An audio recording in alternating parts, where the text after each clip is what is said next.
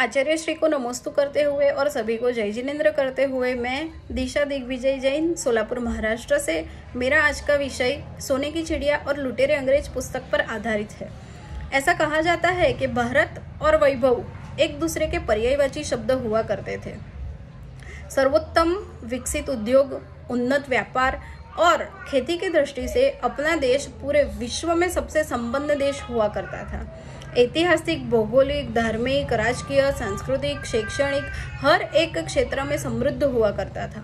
अनेक शिल्प उद्योग, हस्तकलाएं, सोना, चांदी, लोहा, तांबा, इस्पात एवं जवाहरात, बढ़िया से बढ़िया लकड़ी, कीमती पदार्थ एवं दुर्लभ वस्तुओं की ऐसी विविधता थी कि जिसके वर्णन का कोई अंत नहीं हो सकता है। यहाँ की भूमि को असंख्य लोगों ने जोता है। लोग अपने घरों को सुंदर रखने में बहुत सावधान रहते थे।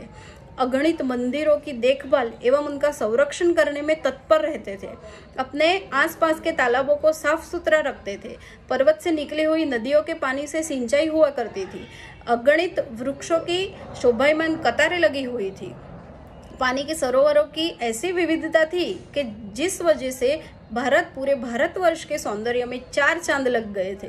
यहाँ के लोगों को न अपनी संपत्ति खोने का डर था और न ही अपनी मुक्त अवस्था छीनने का भय था।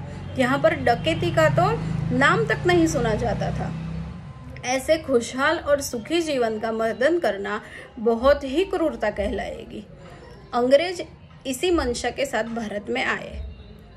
वो इस देश को सोने की चिड़िया समझते थे और अपनी गिद्ध जैसी दृष्टि इस सोने की चिड़िया के परों पर थी।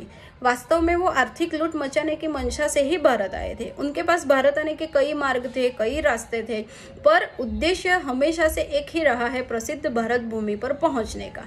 जो देश सोना, चांदी, लोहा, इस्पात, कीमती रत्न, मणियों, मोहक खाद्य पदार्थों, मसालों एवं कपड़ों से लबालब भरा पड़ा था।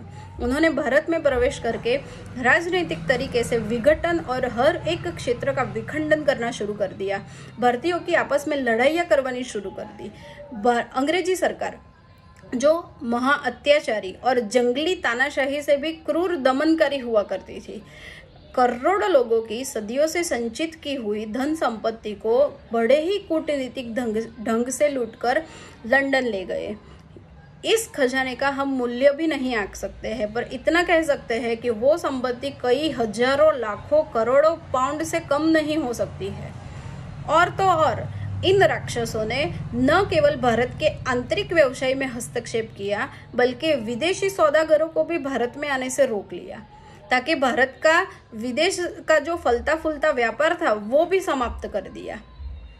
ऐसा कह सकते हैं कि इतनी अराजकता, इतनी अनिश्चितता, ऐसी भ्रष्टाचारी, रिश्वतखोरी, शोषण का ऐसा वातावरण और न कहीं सुना है और न कहीं देखा है, और न ही इतने शीघ्र और इतनी अत्यंत मात्रा में और किसी देश की संपत्ति को लूटा गया होगा।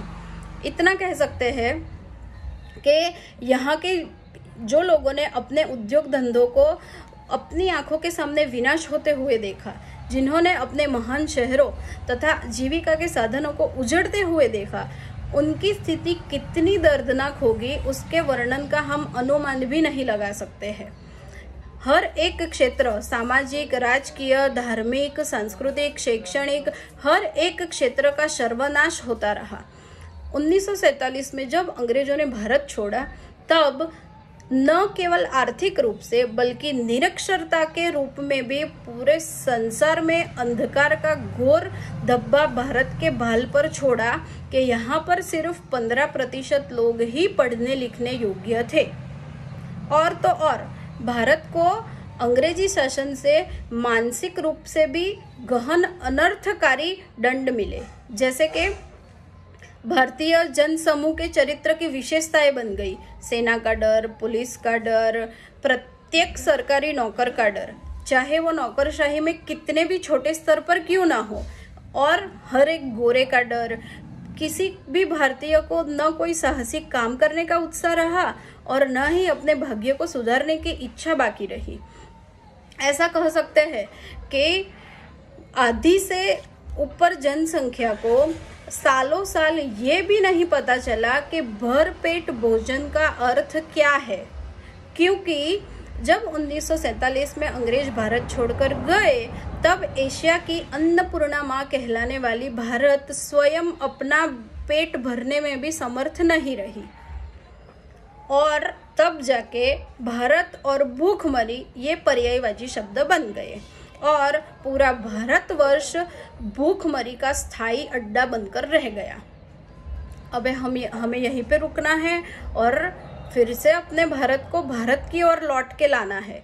तो कैसे हम अपने पुराने भारत की ओर लौट सकते हैं, जो बहुत ही वैभवशाली, समृद्ध और खुशहाल हुआ करता था? तो अपने आचार्य श्री हमेशा अपनी उद्घोषणा में कहते हैं कि जैसे भारत की जीवन पद्धति को कुचलने के लिए विदेशी भाषा को आधार बना दिया गया है, तो सबसे पहले हमें अपनी राष्ट्रीय भाषा को हिंदी बनाना है। अपने देश का नाम इंडिया नहीं भारत होना चाहिए।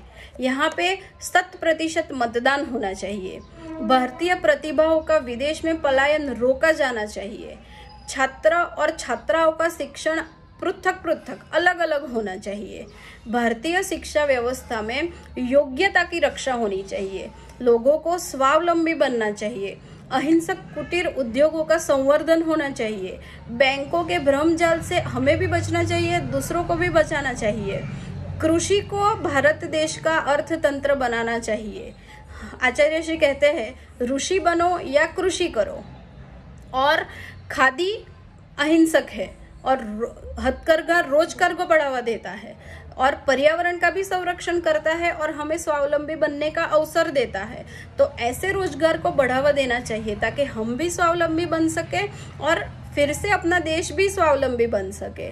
तो भारत देश अपना पहले जैसा खुशहाल, वैभवशाली, समृद्ध, एक पूरे विश्व में संपन्न देश बने, यही भावना के साथ जय हिंद। सभी को जय जिनेंद्र।